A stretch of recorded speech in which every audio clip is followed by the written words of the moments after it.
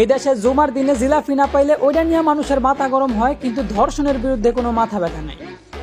এই দেশে নামাজের কাতার সোজা বেঁকা হওয়া নিয়েও মানুষ প্রতিবাদ করতে পারে, কিন্তু ধর্ষণের বিরুদ্ধে কোনো প্রতিবাদ নাই। আমরা ভাইরা ভাই একটা ইট অথবা একটু জমির জন্য বংশগত যুদ্ধ করতেও দ্বিধাবোধ করি না, অথচ ধর্ষকের বিরুদ্ধে গলা উঁচা করে কথা বলার মতো কেউ নেই। এই দেশে কাপল ব্লগাররা যখন বউ নিয়ে রাস্তায় নষ্টামি করতে বাইর হয়, তখন তাদেরকে সেফটি দেওয়ার জন্য প্রশাসন কুত্তার মতন ধাইয়া আসে। অথচ গ্রামের কোনায় অসহায় নারীরা দিনের পর দিন ধর্ষিতা হইতাছে। আজকে কিন্তু ওই বোকাচোদা প্রশাসনগুলা কারো নাই পাশে। তাই এখন আমি আমার মতো সাধারণ মানুষরে বলবো, এইভাবে বসে থাকলে কি আর হইব? নিজের মা বোনদের সম্মান রক্ষার্থে নিজেদেরকেই মাঠে নামতে হইব। আরে ভাই, একটা ধর্ষক মুসলিম নাকি হিন্দু না বৌদ্ধ খ্রিস্টান ওইটা তো দেখার সময় নাই। ও ধর্ষণ করছে মানে ওর প্রকাশ্যে মৃত্যু হইব, ওর বাইসা থাকার কোনো অধিকার নাই।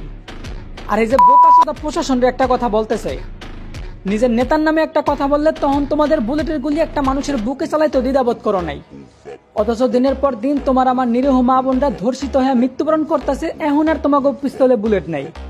আরে ভাই, যদি কাপুরুষ না হয়ে থাকেন তাহলে গুলি চালান ধর্ষকের পুরুষত্বের উপর, গুলি চালান ধর্ষকের বুকের উপর। প্রমাণ করেন আপনার বাবা মার ভালোবাসা আছে আপনার মাথার উপর। হায় রে বিবস্ত্র দেশ আর লজ্জাহীন প্রশাসন! যেই দিন আল্লাহ ধরব সেই দিন সবগুলাই মরব।